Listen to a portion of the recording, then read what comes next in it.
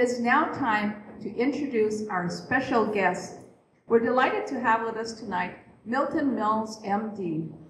Dr. Milton Mills is a graduate of Stanford University School of Medicine and a practicing critical care physician in the Washington, D.C. metro area. Dr. Mills' compassionate and encompassing worldview has led him to apply his knowledge about preventative health care toward the unique challenges of those who are underserved by the mainstream medical model, minority and less affluent populations. In the past, Dr. Mills has served as Associate Director of Preventative Medicine for the Physicians Committee for Responsible Medicine and co-authored published articles on racial bias in federal nutrition policy. Dr. Mills is a powerful public speaker, an empathetic healthcare ally, and most importantly, a foremost advocate for a whole food, plant-based diet. His presentation tonight is entitled Meat Eating and Mind Games, How Dressing Up Meat Makes Humans Desire It and Lose Our Health Along the Way, but how we can win it back. Please join me in welcoming Dr. Milton Mills.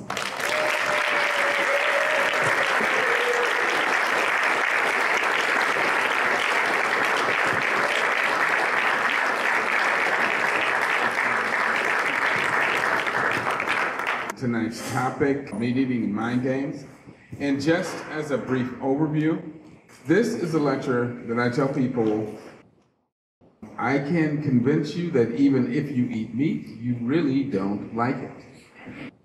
And people look at me kind of quizzically like, what are you talking about? I know what I like. Yeah, really?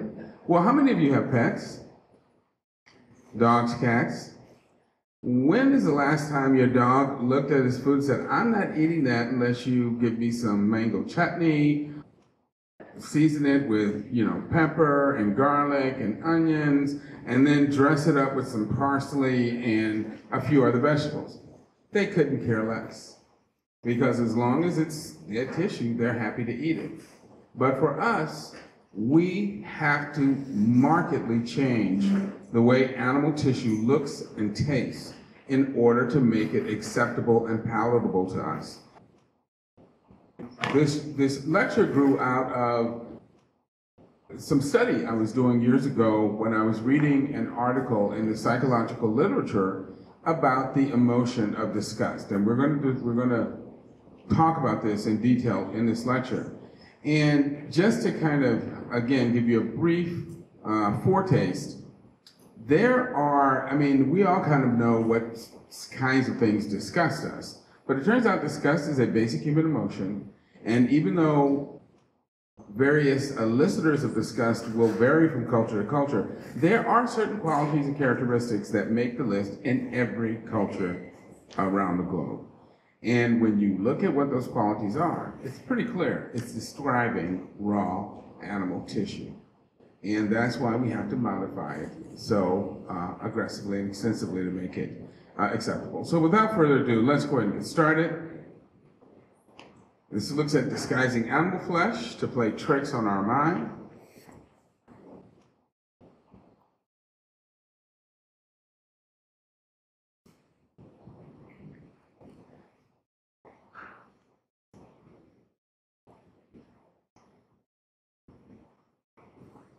You can see from this introductory video how we modify animal tissue to mimic edible plant parts.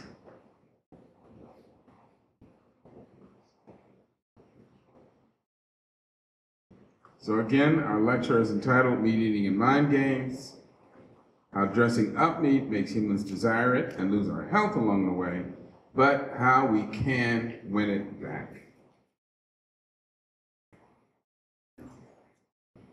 This is a quote from the book of Revelation. It said, "And the Lord showed me a pure river of water of life, clear as crystal, and on either side of the river were the trees of life, which bear 12 manner of fruits, and the leaves of the trees were for the healing of the nations." So plants have always been powerful and important for us as humans. So humans have the palate of an herbivore. We love and crave the taste, textures, colors, and varieties of plant foods. And although people often eat meat, as I mentioned, we really do not like it. That's why we're compelled to change its form, taste, and texture in order to make it acceptable and palatable to us. So this lecture will explore what our biology and psychology are trying to tell us about who we are as a species and what we should eat, as opposed to what many of us unfortunately choose to eat. So first, we're going to look at the phenomenon disgust, the psychology and neurobiology of disgust. So, at its basis, what is disgust? Disgust is a universal human emotion with a very characteristic facial expression that is recognized across cultures. The disgust reflex is present in infants and is believed to be one of the 6 basic human emotions. Now, I believe that they are feeding that poor baby some eggplant because that's the same face I make when you feed me eggplant. It's just like... The other 5 emotions we're all born with are happiness, sadness, fear, anger, and surprise. So these are emotions all humans are born with. And from a teleological standpoint, all 6 emotions mediate appropriate interactions between individuals and the environment and among individuals within the social group.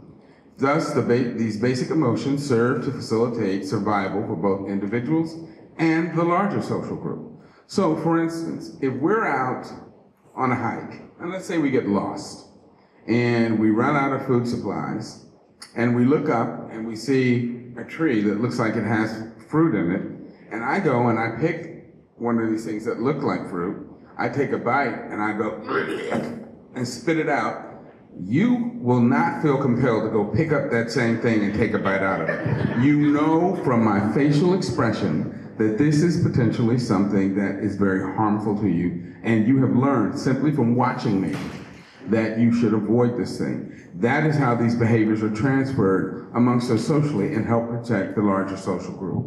And it's a similar thing for fear. Again, if we're out walking and all of a sudden I see a large hairy animal showing its teeth heading towards us and I start to run, most times people with good sense don't wait before they start running. They see me running, they start running. Disgust is therefore a hardwired neural phenomenon that is an important survival reflex. Disgust improves survival both for the individual and the larger social group by facilitating the rapid acquisition of persistent avoidance behaviors to potentially harmful phenomena. What does that mean in plain English? How many of you have experienced as a kid, you ate, I don't know, some fruit or some food to the point where, and you initially liked it, but you ate it so much it made you sick, and now you still can't stand the thought of whatever it was that made you sick. That is how powerful the disgust reflex is. That once it becomes ingrained in our brains, we will potentially avoid that particular food item for the rest of our lives. Even if we know that, well, okay, strawberries made me sick only because I ate too many, but still, you look at them and you get queasy, so you just stay away from them. MRI studies of our brains show that this disgust reflex is located in a part of the brain called the anterior insular cortex, which is being pointed out by the arrow. This area of the brain is also important in other stomach-related functions, such as recognizing unpleasant taste, the sensation of nausea, and other stomach-related sensations such as dyspepsia.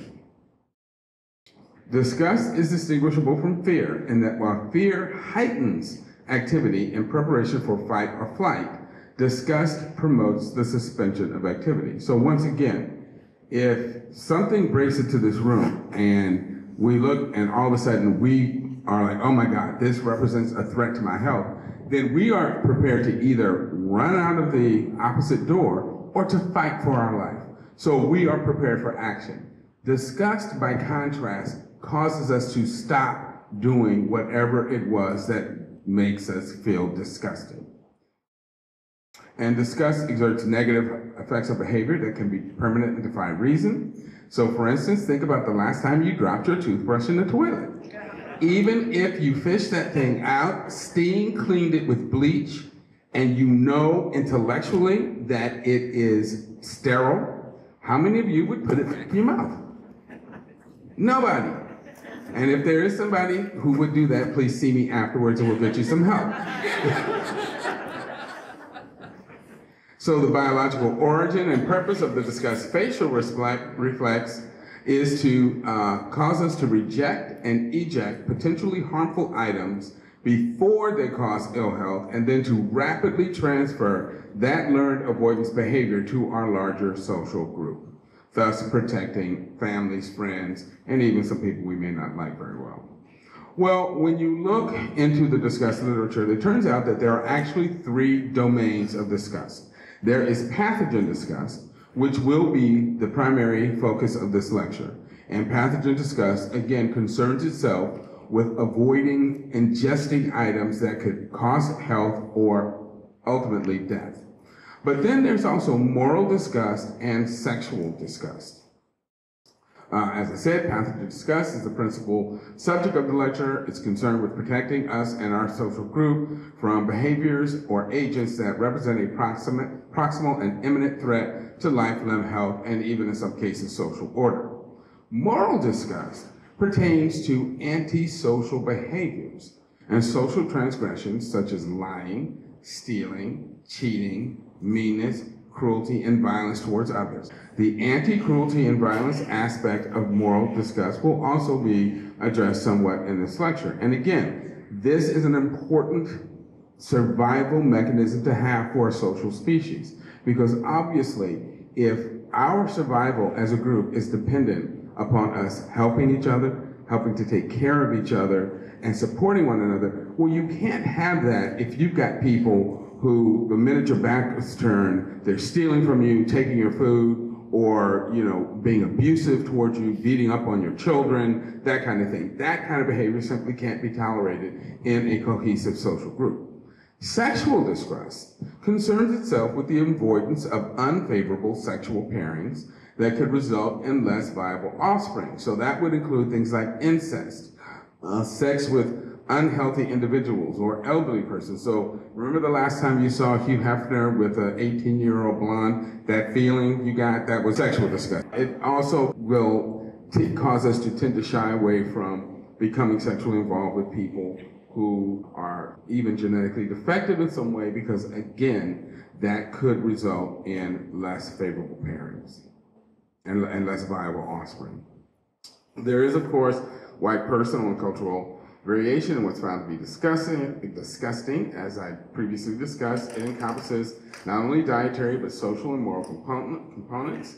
So my personal list would include people who are racist, people who tolerate and excuse racists, people who rip children away from their parents and put them in cages and then claim that behavior is consistent with the teachings of Jesus, and anyone who engages in anti-democratic tactics designed to deny citizens their right to vote. Those kinds of things really disgust me. However, studies have shown that there are elicitors of pathogen disgust that are, as I mentioned before, consistent across cultures. What are those things? The things that are found disgusting across all human cultures are things that are moist, slimy, wet, soft, sticky, things that are greasy or oily, things that are squishy, things that are putrid or foul, things that are asymmetric in their shape or amorphous in their shape, things covered with fly, things that are bloody, things that are decaying or rotting, things that have animal effluent on them or in them, things that are covered with hair or fur, things that are gory, or things that are covered with worms and maggots. And I remember when the first time I was giving this lecture, this lady raised her hand and she said, "Dr. Mills, I don't think hair is disgusting." I said, "Okay, I'll get you a bowl of soup and put a great big hair in it and we'll see how you feel about that." Yeah, hair in the wrong place is definitely not tolerated very well by human beings. All right, well, how do we sense and perceive the world and our food? Because that will help us understand how we identify things that are disgusting. So to understand how we recognize and identify things that are disgusting, we have to first understand how we as humans see and perceive. By the time we become consciously aware of whatever it is that we're looking at, that in actuality, significant pre-conscious visual processing has already taken place. Before we become consciously aware of something, our subconscious brain actually recognizes the salient features of the object that we're looking at and automatically routes the visual information to the appropriate conscious brain recognition centers. So, this is illustrated by how we see and perceive faces. Who is that? You all know it's Bill Clinton. But again, the minute you became consciously aware of that picture, none of you had to say, wait a minute, I see two eyes, I see some hair, I see a nose, I see something that looks like a mouth. Okay, that's a face. And then you had to kind of do a little more thinking and say, oh yeah, that's ex-President Clinton. Did anyone in here have to go through that process? Because if you did, you may be having a stroke and we're going to call 911.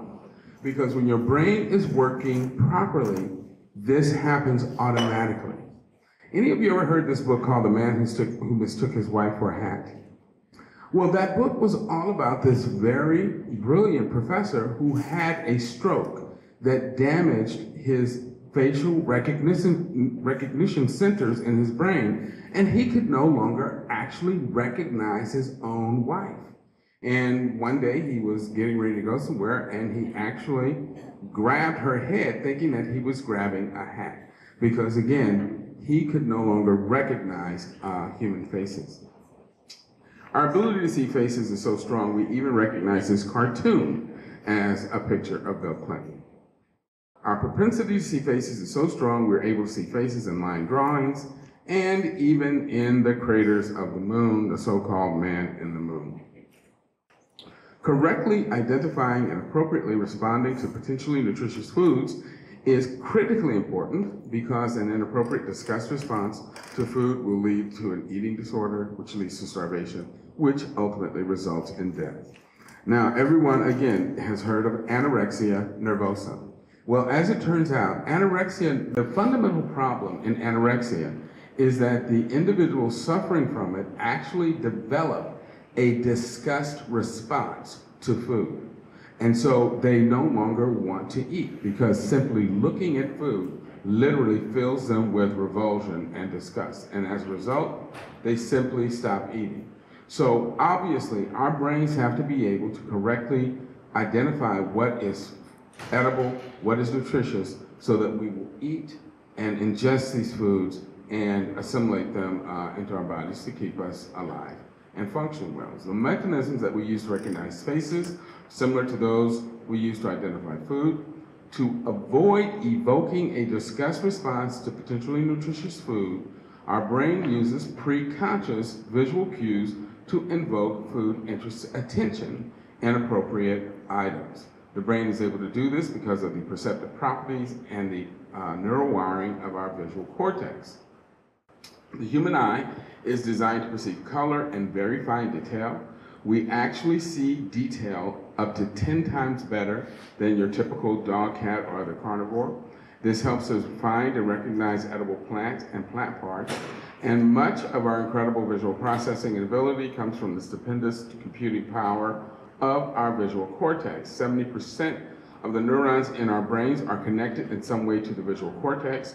We see up to a range of more than 10 million different hues, and we are able to rapidly shift from deep to near focus, as well as easily switch from panoramic viewing to looking for fine detail. Now, you see there's this label called the fovea. The most precise vision in the human eye is when light waves are focused on a pit in the back of the eye called a fovea. It's actually a dimple in the retina, and that dimple is packed with what are called cone photoreceptors. Cone photoreceptors are important because they are the ones that give us fine detail. They also give us color perception, but they only operate best in bright light or during daylight.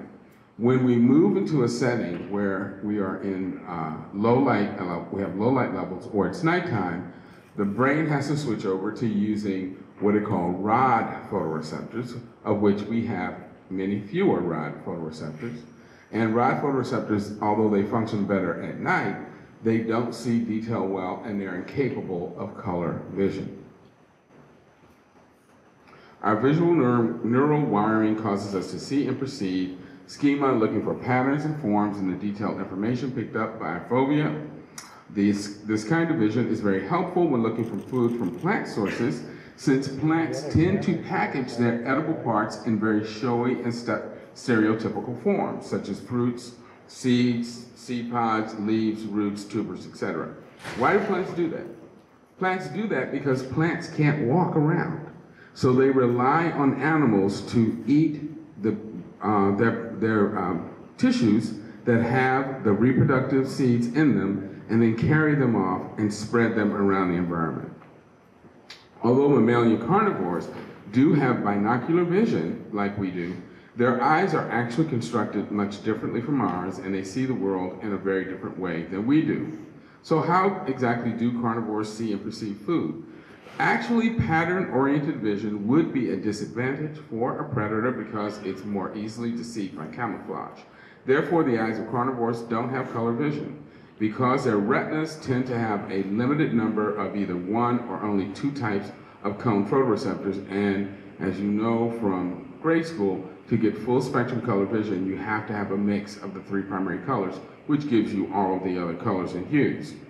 So in carnivores, their eyes actually mainly contain monochromatic rod photoreceptors that function best at night. And why would that be, that their eyes function best at night? Well, because that's when they hunt. That's when the animals that they prey on are generally asleep, and so it's going to take them less energy and less effort to sneak up on these animals and hopefully get a meal. They also have a layer of reflective cells at the back of their eyes called the tapetum lucidum that amplifies low light levels. That's why when you shine a flashlight or light into the eyes of your dogs and cats, it lights up and shines back at you. It's because they basically have a mirror at the back of their receptor that helps amplify very low light levels. Instead of a fovea, the most acute vision in a carnivore's eyes is along a linear horizontal strip at the back of the retina called a visual streak. The visual streak enables carnivores to easily track movement, and they will chase anything that moves across that visual streak. That is why, again, you're told that if you're ever out hiking or in the wild and you come across something like a bear or a mountain lion, the last thing you want to do is turn around and run. Because you start running, that animal is hardwired to chase you. And once they start chasing, they're in kill mode. The best thing to do is to turn around, confront the animal, throw things, grab sticks or something, and try to make yourself look bigger and more imposing to try and frighten the animal off. But definitely do not run. And that's also why our dogs and cats love to chase anything that moves. You throw a ball and your dog goes crazy. He can't help it. It's moving across this linear streak. He has to chase it. You tie a feather or a string to a stick and drag it in front of your cat, and they pounce. Again, they're hardwired to do this. And as I said before, the tapetum lucidum allows them to see very well at night and hunt in the dark. They see up to 6 times better than we do. They have built-in night vision goggles. Carnivores see in a black and white pixeled mosaic that is geared towards detecting movement. So they don't see good detail, but they see in these pixels, and if things start moving across those pixels, that's when they're simulated to chase. And that's because motion is the visual cue that stimulates food interest attention in carnivores. Predators, as I said before, are hardwired to chase anything that moves. Why? Because in nature, if something is moving, it's likely alive and therefore can be eaten. Because, you know, there were no internal combustion engines before we came along. So nature figured if something is moving, it's alive, we can eat. Carnivores also, they don't have what it says at the bottom is carnivores don't have a catalog of edible animals, nor a list of all extant species, and must be ready and able to eat any novel creature that becomes available. So again, they don't have a list, unlike humans that eat meat, that go to the supermarket and say, oh, I want some chicken, or I want some fish. No, carnivores just know that, hey, I'm going to eat whatever becomes available, and if it's moving, I can probably eat it. Now, I had a good friend growing up who had a German Shepherd named Buster. And Buster, used to go out and chase cars. They couldn't let Buster out in the front yard because he would chase cars coming down the street and bite the tires. And Craig's dad had to end up paying several people to replace their tires because Buster couldn't help himself. He'd see the car, he'd go and chase it, he'd bite through the tire, and suddenly these people were on the flat. I mean, you know, again, it wasn't like Buster said, I can eat that car. It's just that the movement made him chase it. So often carnivores and the true omnivores like bears and raccoons actually begin feeding on their prey while it is still alive and moving. This is because the natural meat eaters are stimulated by bloody, raw flesh. True predators also willingly eat putrid, rotting flesh. These animals will kill without reservation or remorse, and it's especially true if the prey is perceived to be weak, sick, or vulnerable. And again, why is that? Because they are trying to expend the least amount of energy possible to get a meal so that they will extract, then a positive energy budget, so to speak. Now, you contrast that with humans. Attacking weak, sick, or vulnerable people usually provokes moral disgust in normal humans. So let's talk about how we see and perceive food. Edible plant parts, as I said before, are brightly colored, smooth-edged, discretely shaped objects small enough to be held in the hand. So in order for objects to be perceived as potential food, they must also be smooth-edged, discretely shaped, symmetrical, and preferably hand-sized and colorful. These characteristics are the visual cues that signal food, or at least good food, to our subconscious brains, and therefore stimulate food interest, attention in us. So let's go back to that little example I mentioned earlier, where we're out hiking, we run out of food, and we're hungry, and we're looking for something to eat. Well, if you look up in the distance and you see a tree with round red objects in it, what's the first thing you're gonna think? Exactly, that's some fruit. That's something I can eat. That smoothness, that roundness, that colorful quality is what tells our brain this is potentially nutritious food. And I often also think maybe this is why women paint their lips various shades of red, because it's likely that the full, rounded, luminously red lips mimic the appeal of ripe fruit and stimulate men to want to eat or kiss the lips. See, there's reasons for the stuff we do. This is a quote from the magazine Scientific American. It says, although sight plays a less direct role than smell in the perception of flavor, it, meaning sight, is the sense most often used to identify food in humans and thereby affects the expectations of the food's attributes. So again, I put two apples in front of you. One of them is plump, nice and symmetrical, bright red. The other is wilted, brown, and has pieces missing. Which one are you guys going to want to eat? Okay, anybody that wants the brown apple, see me after the lecture. Right, so exactly. Our sight tells us what to expect from the food that we try to eat. And this is just some examples of edible plant parts. Again, you see that they are smooth-edged, rounded, hand-sized objects that are brightly colored. Here are some more. Again, same qualities. Edible plant parts have these qualities. And to receive an object as food, it must not only have those aforementioned characteristics in terms of its shape and size and color, but it must also have the smell, taste, and texture of plants and plant parts. And very importantly, it must not be moving. None of us want to try to eat something that's squirming around and screaming at us. That is just disgusting, but that's how real carnivores eat.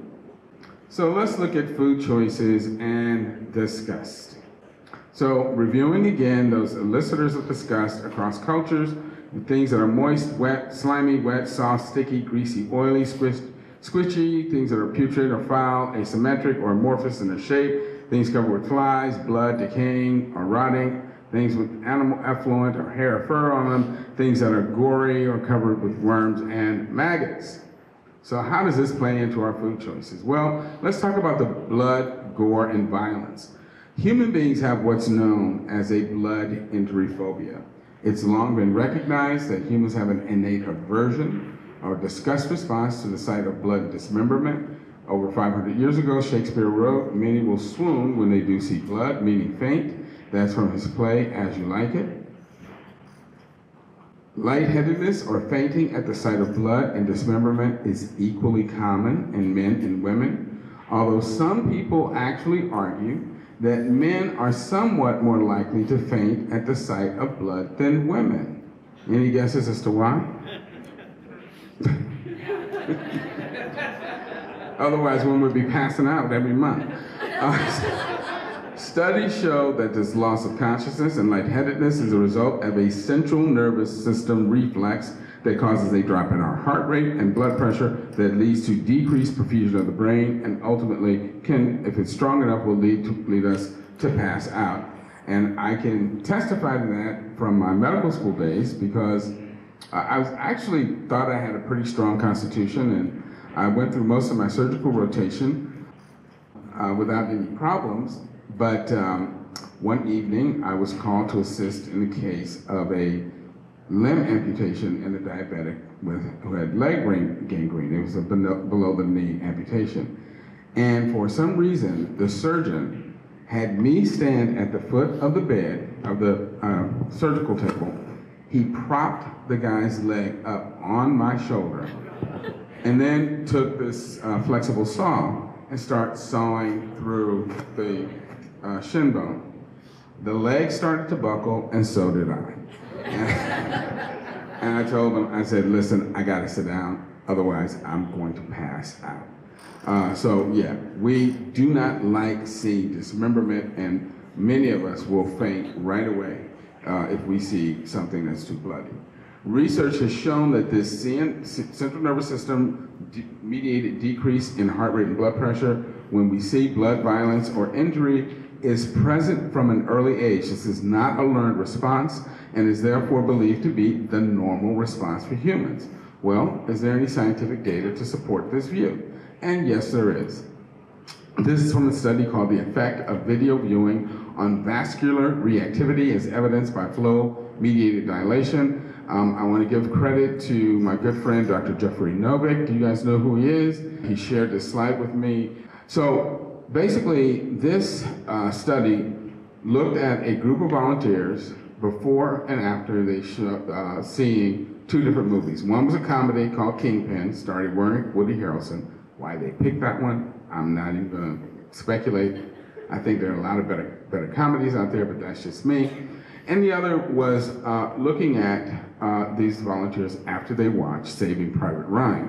And if you've all, and I'm sure most of you probably have seen Saving Private Ryan, you know that the opening scenes of that movie are incredibly violent and bloody. I mean, they're realistic, and you know, God bless our soldiers who fought against Nazism, tyranny, and fascism in World War II. I mean, we owe what's left of the world we have left to them and their sacrifice, but they went through an incredibly brutal experience. And so what flow-mediated dilation is, they basically looked at how reactive, how the ability of the blood vessels in these volunteers' arms were to expand and contract after watching these scenes. And this is what they found. After people watched the comedy, on average, their ability to transport blood or to improve flow in their blood vessels went up by 22%. But when they looked at Saving Private Ryan, all that violence and anguish, their average flow through their blood vessels dropped by over 35%. So clearly, the exposure to violence and bloody scenes caused a drop in their blood pressure. Now, Jeff is fond of pointing out this one guy right here whose blood flow went way up. And I have to say, I think that's either a current or future serial killer, because it's not normal to get that excited at the sight of blood and gore. All right, So the reasons for the presence of this reflex in humans have been debated. Some people have suggested that this reflex developed as a way of trying to ward off predation by, quote, playing dead. However, playing dead, if you think about it, is not an effective way to ward off predation, since a dead, bleeding victim is exactly the result a predator is trying to achieve, especially on the African savanna. So, if you're being chased by a bear or a lion, and the lion begins to maul you, falling down and pretending to be dead is not going to save you. It's going to get you eaten because that's what the lion's trying to do, get you dead.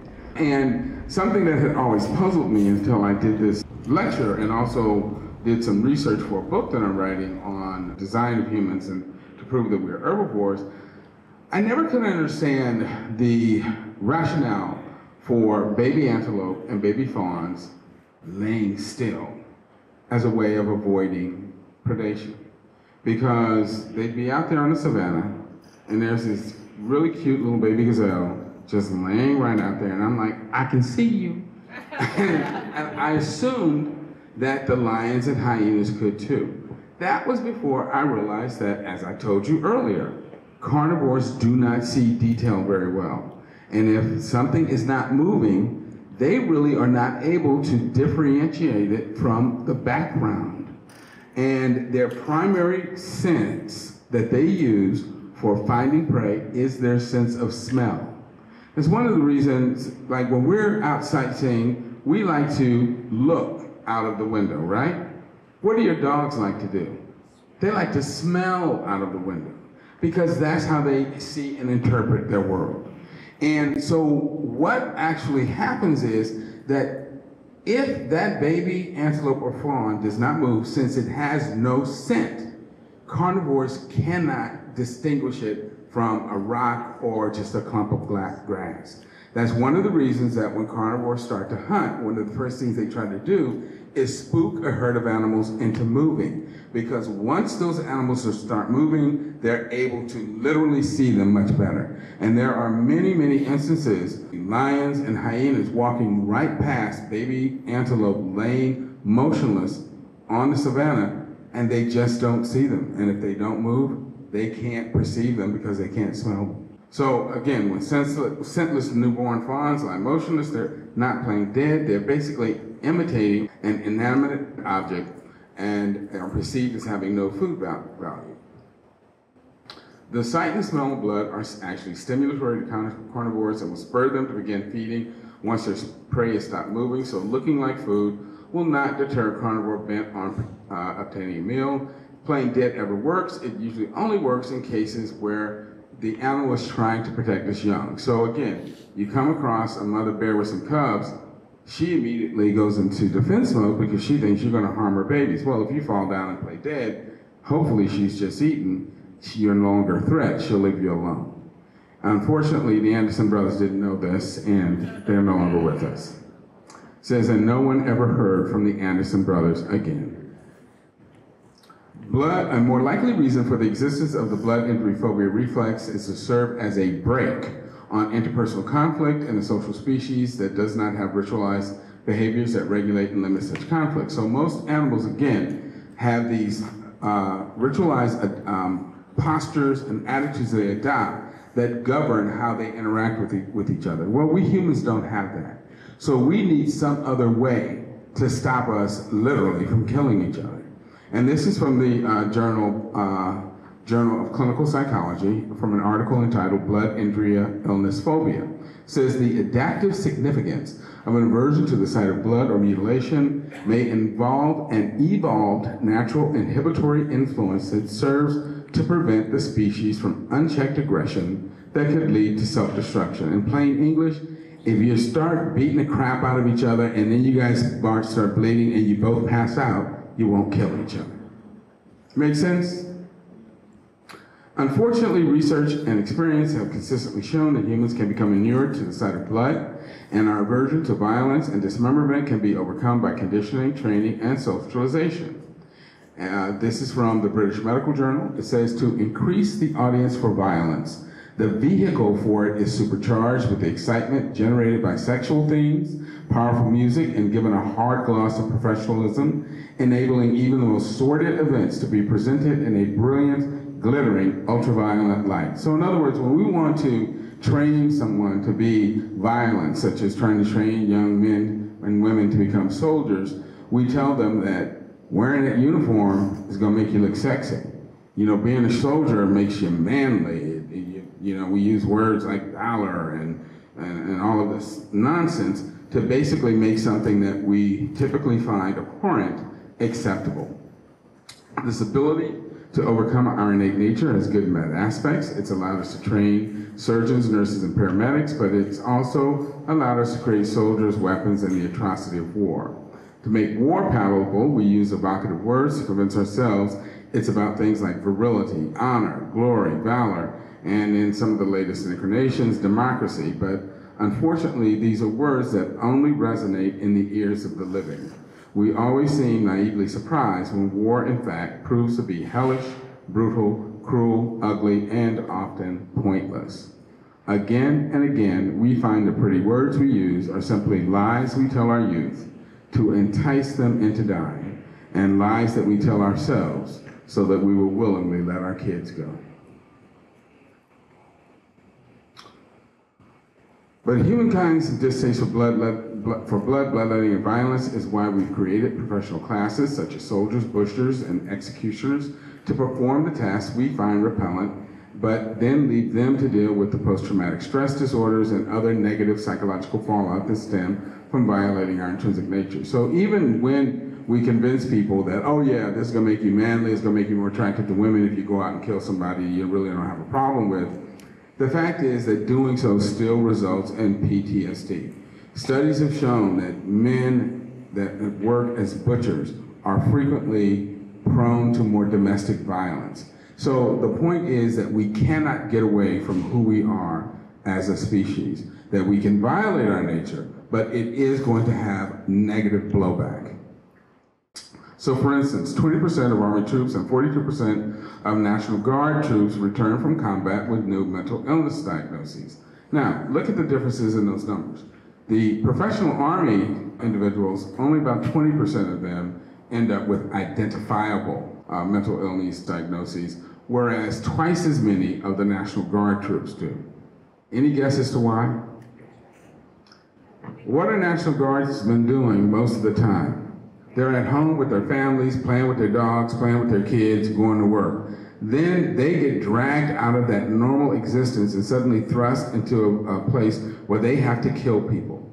And because they are less used to that violence and less used to that kind of psychological trauma, it exerts an even greater toll on them than it does on professional Army individuals who are more used to dealing with that kind of environment.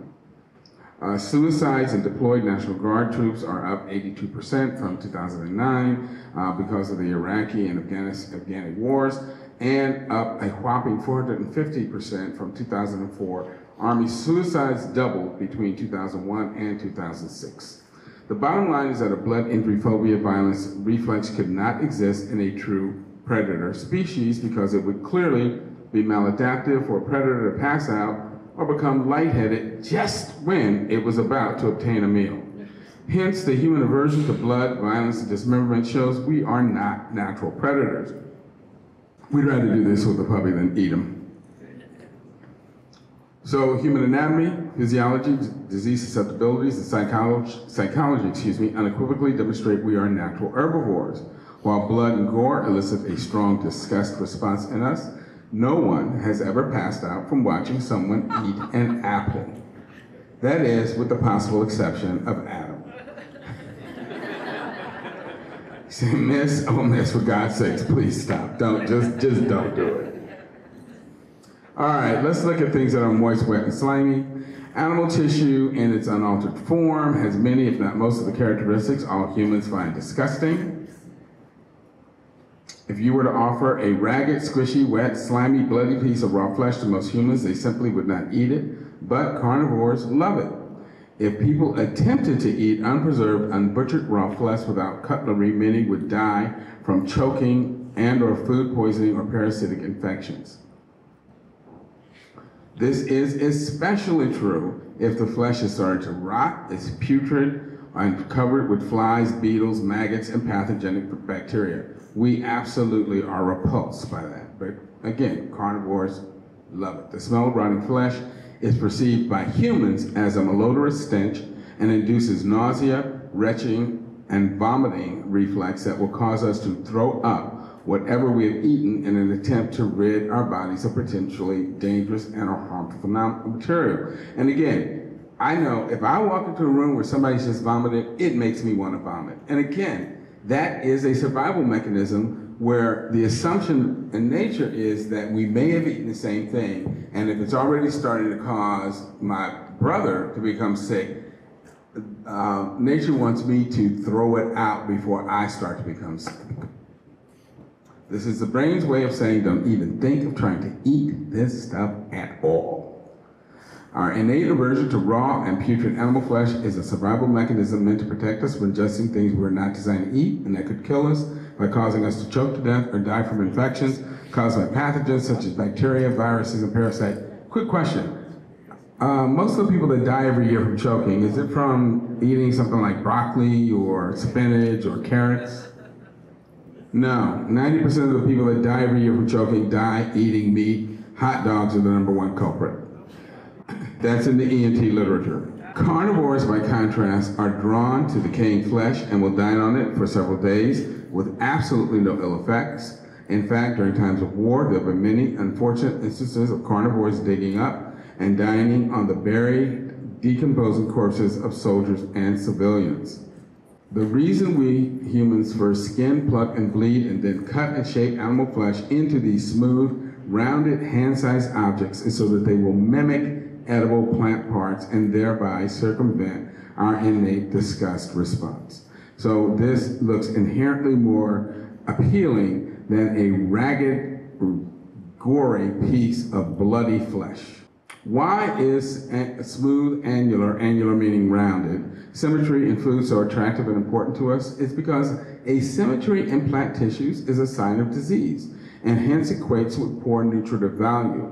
When plants are well watered and receive adequate sunlight, nitrogen, and minerals, their tissues, fruits, seed pods are usually symmetrical and very well formed. This symmetry, or beauty, if you will, signals that these items are packed with nutrients, health promoting, and therefore are the ones that are most desirable.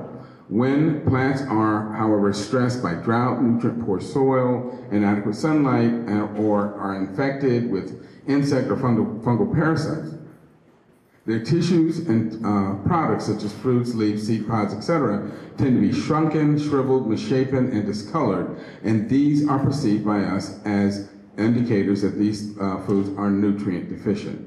By contrast, all true predators desire and actively seek for asymmetry and disease in their prey animals because, again, lame or stupid or defective ones are easier to catch and eat.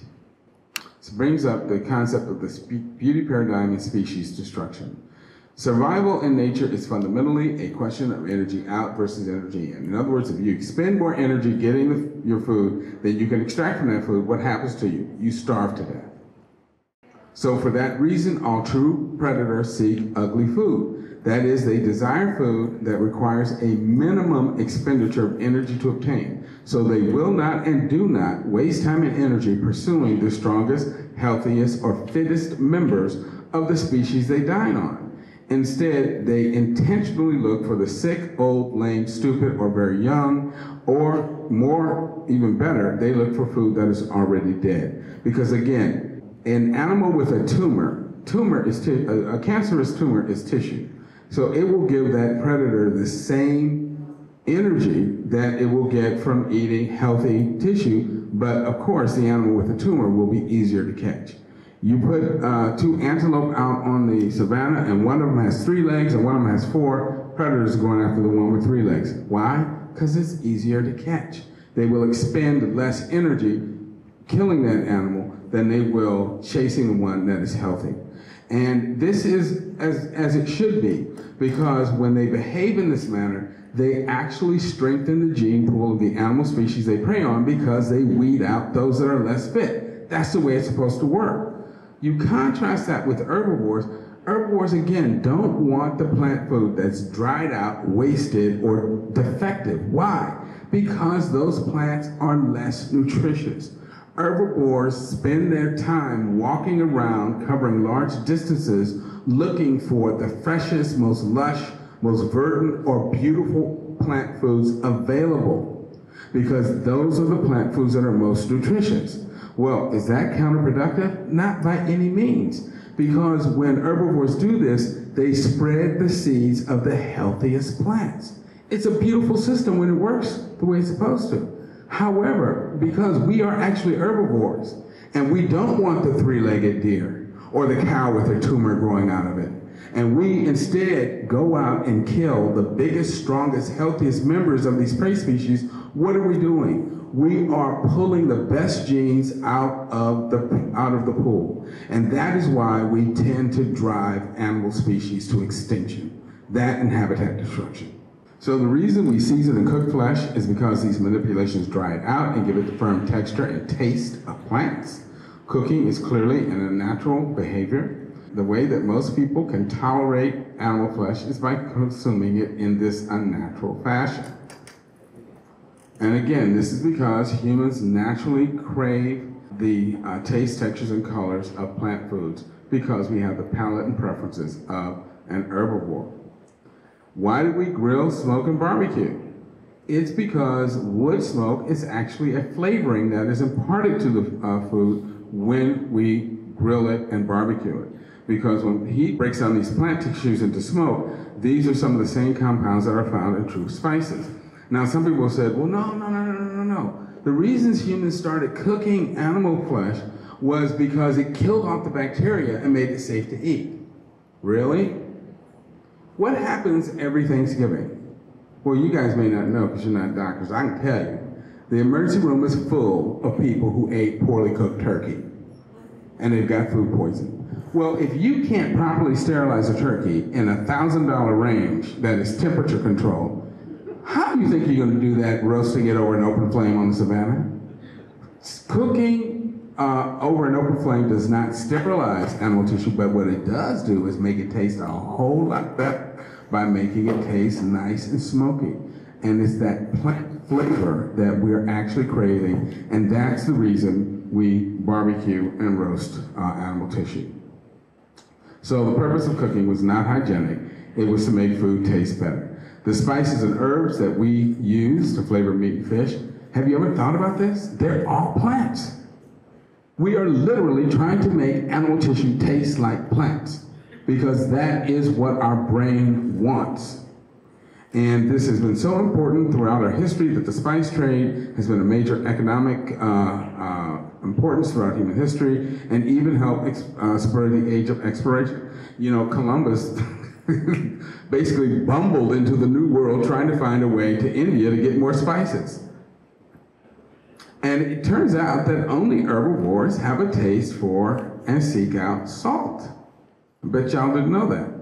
Even when dying from sodium depletion, carnivores will not seek or even eat salt. How do I know that?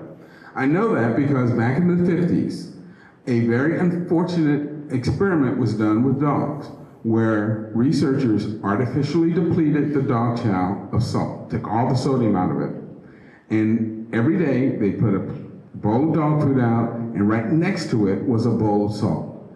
The dogs would dutifully come out, eat the dog chow, never touch the salt, and eventually died because they became so hyponatremic, or their salt level became so low. And that's because carnivores do not have a mechanism in their brain to tell them salt. Well, why is that? How many of you have cut your finger, put it in your mouth? Well, we've all done that at one point. Blood is salty. So the fact is that if a carnivore is alive, it's only alive because it's been eating other animals. If it's been eating other animals, it's getting tons of salt. But plant tissues are very low in sodium. The primary Anion in plant tissues is potassium, not sodium. So all herbivores have to have an innate drive to seek out salty substances. That's why cows and deer and moose and other herbivores seek out salt licks. That's why we like potato chips, because our brain tells us you need to go get some salt. Now, unfortunately, none of us get too much salt, but that's where that drive comes from, because we are herbivores.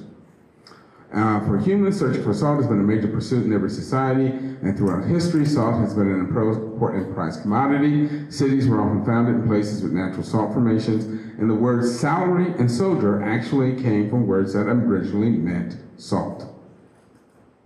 So our manipulations of animal flesh are all designed to circumvent our disgust reflex.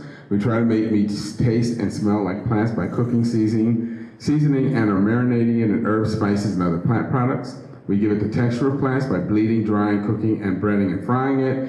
And we even try to make it look like plants by skinning, plucking, cutting, and shaping it, and covering it with brightly colored sauces and garnishes. Study after study has shown that people often prefer a crispy and crunchy mouthfeel. Clearly, those are not the textures of raw animal flesh. But, what about the fish?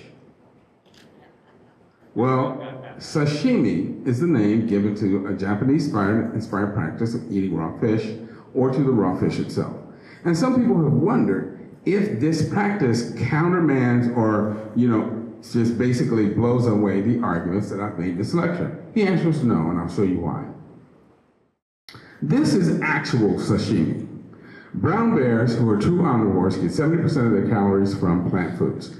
But every year during the salmon runs, they go out and they catch live salmon and eat the raw fish in its natural, unaltered form. They catch live, wriggling fish, rip them apart, and eat them bones and all. That's real sashimi. For humans, doing this would not only be repulsive, it would also be dangerous because of the risk of having bones become lodged in our throat or punctured through our intestinal system and give us a fatal infection. This is how humans eat sashimi. When we eat raw fish, it bears absolutely no resemblance to the animal it came from. And as is typical for ingesting animal flesh, the fish is first bled, skinned, and cut into smooth-edged, hand-sized objects.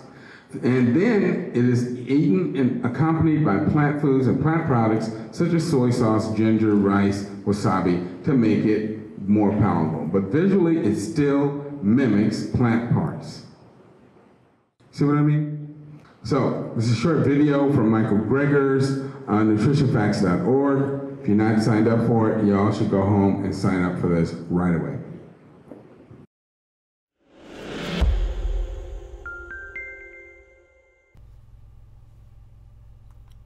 These data on BMAA neurotoxin concentrations in animals in South Florida waters indicate that the situation in Guam is not unique. It looks like BMAA could be found in high concentrations in aquatic animals in many areas of the world. This could explain ALS clustering around lakes in New Hampshire, up to 25 times the expected rate of ALS, with some families eating fish several times a week. Or in Wisconsin, where the most significant ALS risk factor was the past consumption of fish out of Lake Michigan, or clustering in Finland's Lakeland district, or maybe seafood eaters in France or around the Baltic Sea building up, particularly in fish, mussels, and oysters. When I think algae blooms, I think the Chesapeake Bay, near where I live, that gets choked off thanks in part to the poultry industry pollution. And indeed, there was a recent report linking BMAA exposure to ALS in Maryland. ALS victims living within a half-mile of each other raised some eyebrows at the Hopkins ALS Center. The victims each ate Chesapeake Bay blue crabs every week, and so they tested a few, and 2 out of the 3 crabs tested positive for BMAA, indicating that the neurotoxin is present in the aquatic food chain of the Chesapeake Bay and a potential route for human exposure. To bring the story full circle, things in Guam are looking up. The ALS epidemic there may have been triggered by their acquisition of guns. But now the epidemic appears to be over thanks to the near extinction of fruit bats due to overhunting. But while the rates decline in Guam, neurodegenerative diseases like ALS around the rest of the world are on the rise.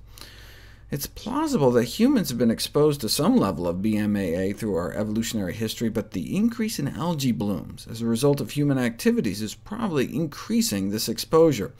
There's a general consensus that harmful algal blooms are increasing worldwide thanks in part to industrialized agriculture. More people means more sewage, fertilizer, manure, which may mean more algae, which may mean more exposure to this neurotoxin, leading to a possible increased incidence of neurodegenerative diseases such as Alzheimer's, Parkinson's, and ALS.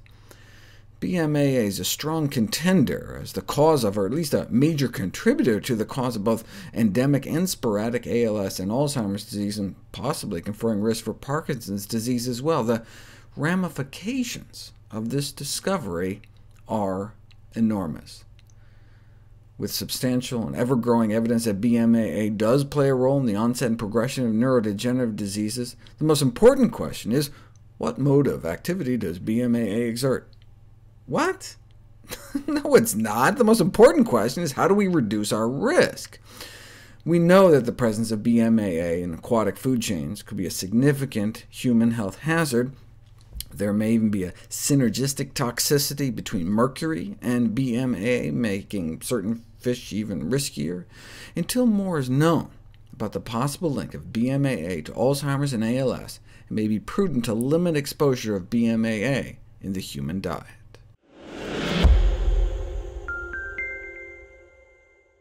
So for most of us, this would represent a very ghastly proposition. We would not like to have to butcher the animals that some of us choose to eat. So in summary, humans clearly do not like animal flesh in its unaltered form. So that begs the question, why did we start eating animals in the first place? And why do we seek to circumvent our disgust response? In order to circumvent our disgust reflex, as we've seen, we find it necessary to extensively modify animal flesh by skinning, plucking, cutting, shaping, cooking, and flavoring it to mimic the look, taste, texture, and size of edible plants and plant parts. We found it necessary to do this to overcome our innate aversion and disgust response to animal flesh, so that we could use animals for the calories that weren't available from plants in temperate areas during the winter. You see, in equatorial areas, fruit trees will fruit multiple times a year. Edible plants are available all year round, but as humans migrated out of equatorial regions into more northerly climates, they found that during the winter, plant foods simply weren't available, and they started eating animals so that they could survive. But why did humans develop a disgust response to animal flesh in the first place? It's because for an herbivorous species in a primitive setting, eating flesh can carry significant risk of death from choking or gastrointestinal infection. In equatorial regions, as I mentioned, plant foods are abundant year-round. Therefore, attempting to hunt, since hunting is so inherently inefficient, would be energetically wasteful. And it turns out that the energy content of wild plants and wild animal are nearly equal, such that expending energy hunting does not improve survival. Well, it turns out that a researcher from Emory University by the name of Dr. Boyd Eaton, E-A-T-O-N, did an analysis of commonly eaten foods by a Stone Age tribe in Africa. And what he found was that the animal foods had an average energy content of 1.41 calories per gram. But when he analyzed the plant foods that they normally ate, the plant foods had an energy content of 1.29 calories per gram. Who remembers how to round up and round down? That's 1.4 versus 1.3 calories per gram. That is no significant difference. But because it would require so much less energy to procure the plant foods, it makes more sense to just dig up your dinner instead of running around trying to chase it down. Furthermore, the plant foods are much healthier because in addition to energy, they have vitamins, antioxidants, phytochemicals, and fiber that we now know our bodies need to remain healthy. Furthermore, hunting carries serious risk of injury and premature death, which clearly would reduce the chances of successfully passing your genes to the next generation. As I mentioned, wild plant foods are more nutritious because they have more vitamins, energies, phytochemicals, and fiber, and they don't have the pathogenic bacteria and viruses usually found in animal tissues.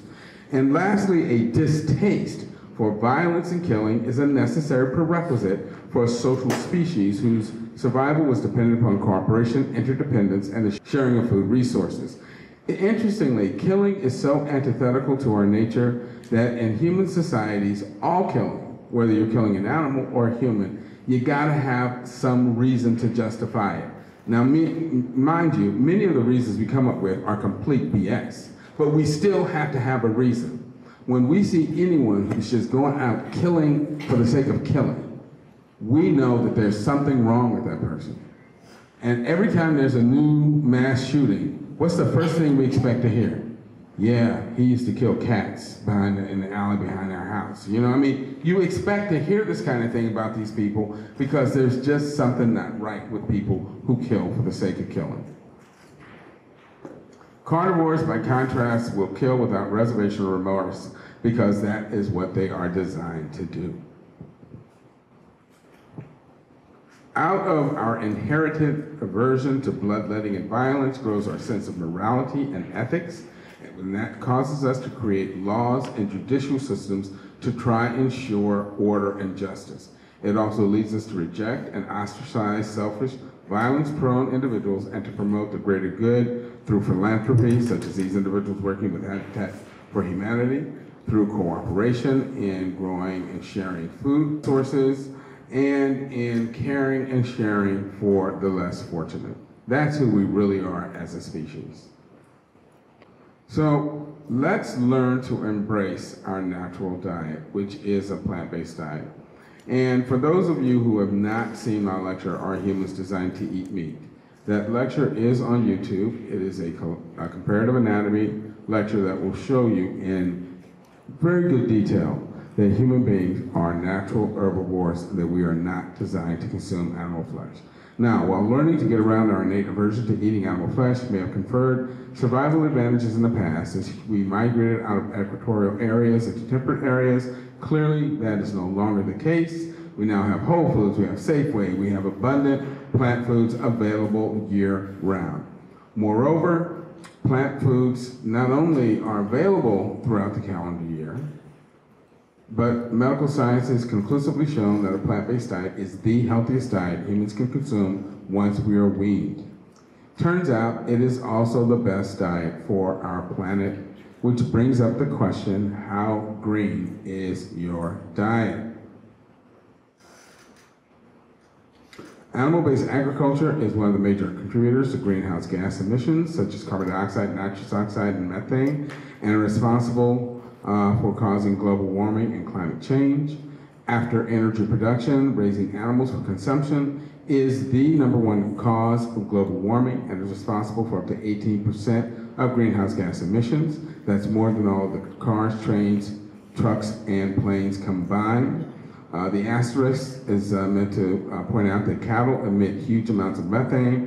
Methane itself has a warming effect that is actually 23 times greater than carbon dioxide, and nitrous oxide has a warming effect that is over 296 times greater than carbon dioxide.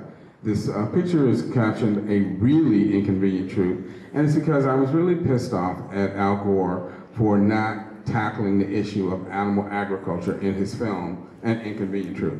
At over 7 billion individuals, humans display the classic population dynamics of a typical herbivore species. All large-bodied social mammals are herbivores because only the earth can produce enough energy to sustain such huge populations. Switching to a vegetarian diet or vegan diet will reduce your carbon footprint by more than 1.5 tons of carbon dioxide a year. That's more than if you change to a hybrid car. And again, I tell people, if you drive a Prius and eat meat, you need a laxative. Books such as Beyond Beef, The Empty Ocean, and Water Follies document the destructive impact our animal food addiction has on our planet.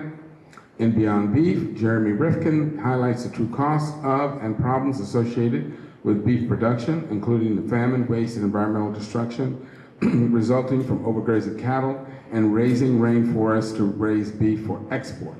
Since 1970, more than 25% of Central American rainforests have been cleared to create pasture for cattle to graze, that they then turn around and export to Western nations. Ms. Rifkin also discusses the toxic effects of the billions of tons of animal waste that we produce, over 11,000 tons per second in this country from animals raised so that humans can eat them. The misuse of our water resources, over 50% of our animal water usage is for raising livestock, and the massive amounts of fossil fuels that we have to use, both as fuel and petroleum-based fertilizer, to grow grain that we then turn around and feed animals. And while Rifkin's book only deals with beef, the issues he discussed are clearly germane to both poultry and pork production. As we know, that runoff from hog farms has caused massive fish kills and disease due to infestation with Listeria bacteria. This is somewhere along the Chesapeake watershed. In Water Follies, Robert Glennon explores the negative impact our overuse of groundwater for irrigation and agribusiness has on the environment, including ground salinization, and how our misuse portends a crisis of widespread water scarcity. It's estimated that it takes enough water to produce your steak that you could probably float a destroyer in it. Researchers have also predicted that as global warming progresses, sea levels will rise, widespread drought will become more common, and that may actually incite wars and conflicts over fresh water and arable land. In the empty ocean, this book documents how human predation has caused the collapse of major fish stocks, threatens many others, and has caused many species to decline by more than 90%. Author Richard Ellis argues that human activities are driving many marine species towards extinction, not only by catching them directly, but by causing them to die, like this poor sea turtle, which fortunately was found in time, by becoming entangled in fishing nets. Many of these animals are killed and discarded as unwanted bycatch. But pay attention to this. This is what a reef looks like before trawling. That's what it looks like afterwards. And we destroyed the architecture of the ocean by scouring reefs through reckless and indiscriminate bottom trawling for shrimp and other mollusks. So these are 3 books that I highly recommend if you haven't read them. And then lastly, let's look at overt versus covert environmental damage. The preceding instances of how animal food-based diets negatively impact the environment were clearly overt examples of human impact. There are other less direct but equally harmful covert instances of the negative impact our dietary habits have on our environment. An example is the human-driven depletion of wild salmon populations. As they said in the PBS special, salmon are the currency of biological richness. What does that mean? Well, alpine rivers and springs are very clear and clean, meaning that they are nutrient poor. So the annual and often year-long migration of various species of ocean-matured salmon back upstream to these river watersheds and tributaries represents a massive and necessary transfer of nutrients from the ocean into these river watershed ecosystems. Studies have shown that up to 80% of the nitrogen that is found in these alpine areas actually comes from the ocean via the salmon that migrate to these areas. Salmon deliver nutrients directly to rivers and streams when they die and decay in situ after spawning, but they also enrich the entire ecosystem by becoming food for animals, insects, and then fertilizing the plant life through droppings that are spread out and deposited throughout the ecosystem and from the bodies of these animals when they die. And while the primary cause of the decline in salmon populations is clearly habitat destruction and the damming of river systems, the unnecessary added pressure of commercial fishing, we pull out more than 100,000 tons of salmon per year, constitutes a potentially unsustainable and deleterious discretionary burden that is of questionable validity. By contributing to the depletion of Pacific salmon runs, we are damaging entire ecosystems in unknown ways because we are removing a major source of vital nutrients. Given that these ecosystems developed over millennia dependent on the annual infusion of marine nutrients and organic material into the environment by returning Pacific salmon, it is a safe inference that the massive and long-term removal of these nutrients cannot help but have baleful and far-reaching effects on the fauna and flora of these regions. When we catch and consume large amounts of Pacific salmon, we are, in effect, intercepting nutrients nature had targeted to northwestern ecosystems and tying them up in our bodies. We then eventually lock those nutrients away in the sediment of sewage treatment plants, the detritus of landfills and septic tanks, and in cemeteries that are in fact far removed from their intended destinations. What the ultimate impact and effects of this wholesale transfer of nutrients out of these ecosystems will be in time is as yet unclear, and may not be known for generations. So here's something to think about at some point in our future, assuming we have one, when magnificent species like bluefin tuna, swordfish don't exist anymore. Children will look at us and ask what became of these ancient, ineffable, and irreplaceable creatures. And what in heaven's name will we tell them? Are we really going to look in their faces and say that we destroyed these beautiful creatures for something as ephemeral, crass, and unimportant as the way they tasted? That would be just a horrific and tragic legacy.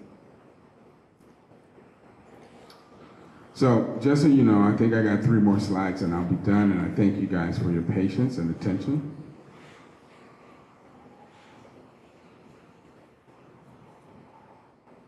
So, I say that what we need to do is to listen to our inner selves and return to the diet that we were meant to eat. So in closing, our ability as humans to reprogram ourselves is both our greatest strength and our greatest weakness. The plasticity and adaptability of human cultures have allowed us to colonize and exploit every corner of this globe, but they've also caused us to become the most rapacious, cruel, and environmentally destructive organism the world has ever known. We're moving beyond our natural diet, once conferred survival advantages on peripatetic adventurers, and now imperils our health and wreaks havoc on the earth and its ecology.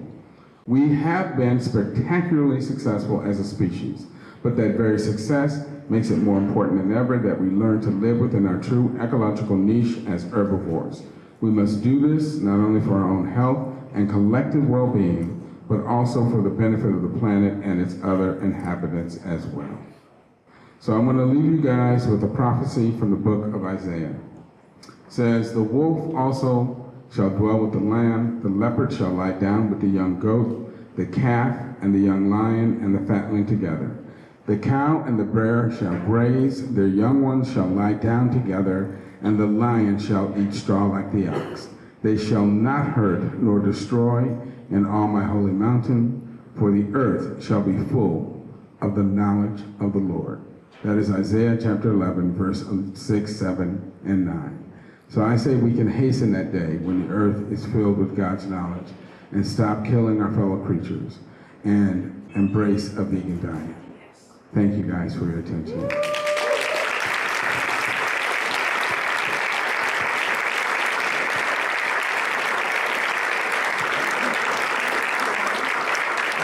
And just lastly, we need questions and answers because sometimes we say something, people hear something else. He said lastly, get help. She went out and saw a psychiatrist. Are there any questions?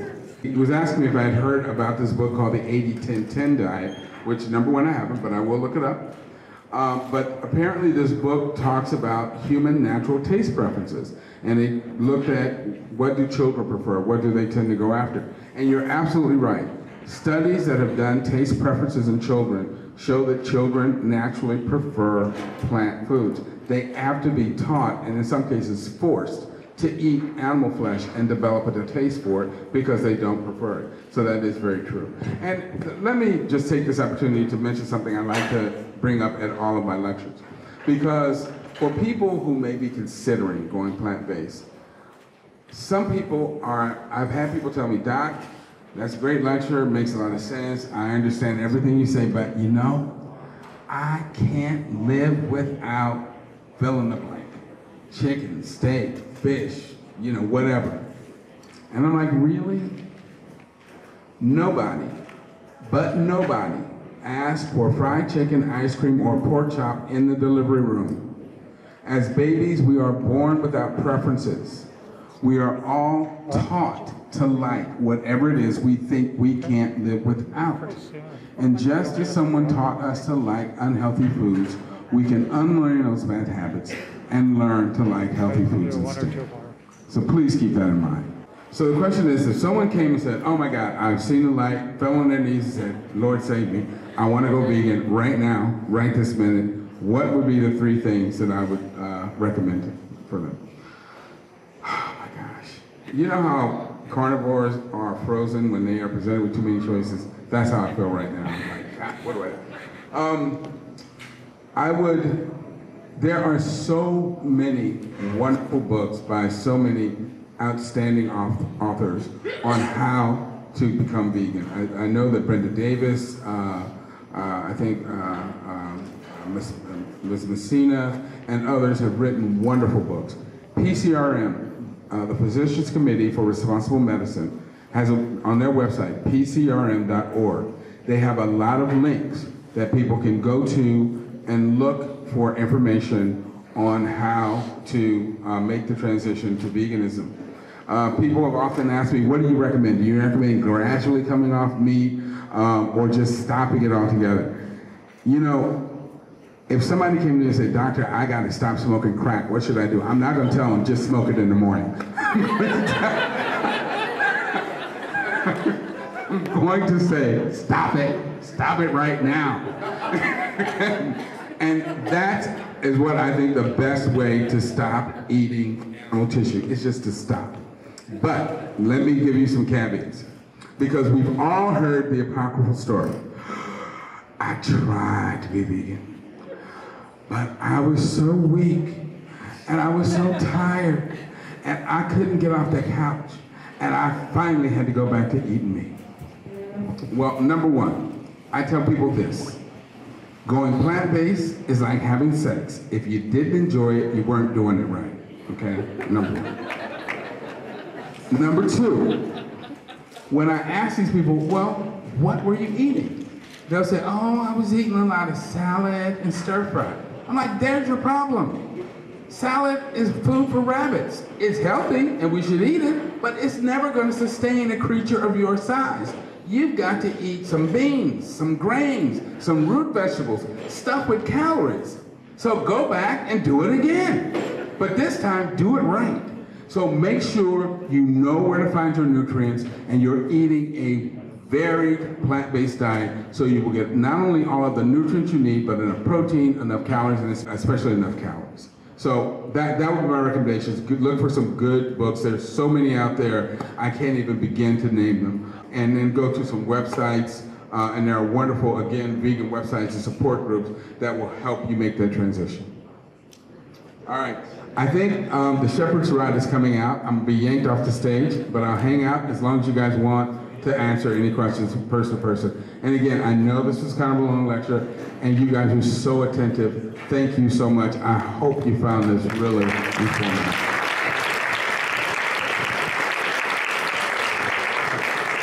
Thank you very much, Dr. Milton Mills, for your wonderful, eye-opening presentation. I want to say mahalo to all of you for coming. Have a safe return home tonight. Good night, everyone.